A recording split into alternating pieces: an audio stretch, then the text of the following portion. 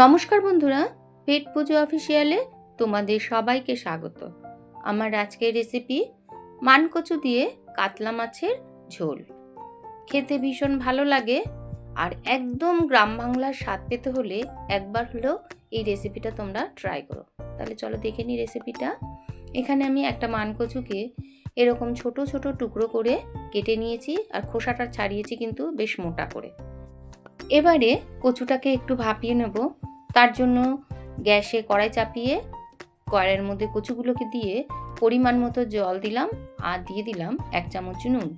এবার ঢাকা দিয়ে প্রথমে ফুটিয়ে নেব, তারপরে লো ফ্লেমে 5 মিনিট সিদ্ধ করে নেব। আর হ্যাঁ, কচু দিয়ে যখন মাছের ঝোল করবে তার আগে অবশ্যই কচুটা কিন্তু একটুখানি সিদ্ধ দিয়ে খেয়ে দেখবে যে কচুতে গলা চুলকাচ্ছে কিনা। সব কচু তো আর সমান হয় না, বেশিরভাগ কচুতেই কিন্তু গলা চুলকায়। আর যে কচু আঁশ হয় সেই কচু দিয়েও করবে না, তাহলে মাছের ঝোলের টেস্টটা কিন্তু একদম ভালো আসে না, ভালো লাগে না, গলে যায়, গলা চুলকায় না, কিন্তু মাছের ঝোল খেতে ভালো লাগে না। যে কচু একদম মোমের মতো হবে, আঁশ নেই, সেই কচুর মাছের ঝোল খেতে কিন্তু ভীষণ ভালো লাগে। এবারে মাছের ঝোল করার জন্য আমি এখানে 800 গ্রাম কাতলা মাছকে প্রথমে নুন হলুদ মাখিয়ে নিলাম আর গ্যাসে কড়াই চাপিয়ে দিয়ে দিলাম 4 চামচ সর্ষের তেল আর অল্প একটু নুন।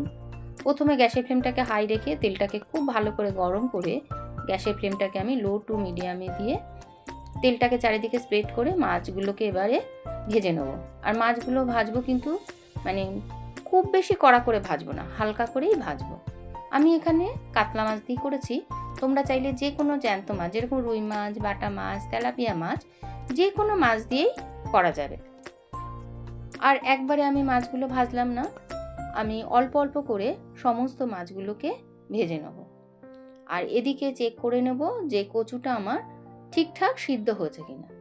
আমার কচুটা দেখো একদম সিদ্ধ হয়ে গেছে, খুব বেশি গলে যায়নি। খুব বেশি গলে গেলে কিন্তু তখন মাছের ঝোল আর ভালো লাগবে না, একদম কচুটা ঘাটা ঘাটা হয়ে যাবে, তখন ভালো লাগবে না। ওই জন্য অল্প করেই একটু সিদ্ধ করে নিতে হবে। এবার মাছ ভাজার পর ওই তেলের মধ্যে দিয়ে দিলাম বেশ খানিকটা জিরে।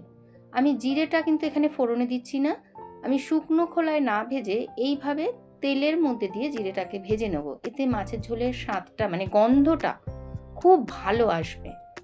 জিরেগুলোকে ভেজে তুলে নিয়ে ফোড়নের জন্য দিয়ে দিলাম একটা টুকরো করে রাখা তেজপাতা আর অল্প একটু জিরে। ফোড়নটাকে হালকা করে ভেজে নিয়ে দিয়ে দেবো সিদ্ধ করে রাখা কচু। দিয়ে এবার খুব বেশি কিন্তু ভাজবো না, এই মিনিট 2 ভেজে নেব। মিনিট 2 ভেজে নেওয়ার পর দিয়ে দিতে হবে স্বাদ মতো লবণ আর 1/2 চামচ হলুদ গুঁড়ো। তারপর মিনিট 3 কষিয়ে নেব। আর হ্যাঁ, কচু দিয়ে যখন মাছের ঝোল করবে তখন চেষ্টা করবে মুখের দিকের কচুটা নেওয়ার, তাহলে কিন্তু মাছের ঝোলের স্বাদটা ভালো আসবে। মিনিট 3 কষানোর পর আন্দাজ করে গরম জল দিয়ে জলটা ঝোলটা যখন ফুটে উঠবে তখন মাছগুলোকে দিয়ে ঢাকা দিয়ে আমি 5 মিনিট রান্না করে নেব। আর প্রথমেই আমি কাঁচা লঙ্কাটা দিলাম না, 5 মিনিট পর ঢাকাটা ওপেন করে কাঁচা লঙ্কাগুলো ওপর দিয়ে ছড়িয়ে দিয়ে আবার গ্যাসের ফ্লেমটাকে হাই করে দিয়ে মিনিট 2 ঢাকা দিয়ে রান্না করে নিলাম। মিনিট 2 পর ঢাকাটা ওপেন করে একটু দেখে নেবো যে নুনটা আমার ঠিকঠাক আছে কি না। আমি চেক করে নিলাম আমার নুন ঠিক আছে। আর কাঁচা লঙ্কাগুলো একটু খুন্তির সাহায্যে ঘেটে দেবো। প্রথমে কাঁচা লঙ্কাটা দিলে কি হবে, একদম গলে যাবে, তাহলে ভালো লাগে না। এই সময় যদি কাঁচা লঙ্কাটা দেওয়া হয় তাহলে কাঁচা লঙ্কার একটা সুন্দর ফ্লেভার আসে।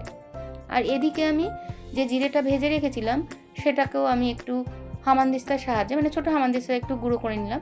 তোমরা চাইলে শিলে বা বেলান চাকিতেও গুঁড়ো করে নেওয়া যায়। গুঁড়ো করে নিয়ে গ্যাসের ফ্লেমটাকে বন্ধ করে ওপর দিয়ে এই জিরের গুঁড়োটা ছড়িয়ে দেবো। এই জিরের একটা কিন্তু আলাদা গন্ধ আসে, ভীষণ ভালো লাগে খেতে। এইভাবে একবার করে দেখো। রেসিপিটা কেমন লাগলো একটু জানিও। ভালো লাগলে একটা লাইক আর শেয়ার করে দিও আর আমার চ্যানেলটিকে সাবস্ক্রাইব করে আমার পাশে থেকো। সবাই ভালো থেকো, সুস্থ থেকো। দেখা হবে পরের ভিডিওতে নতুন কোনো রেসিপিতে।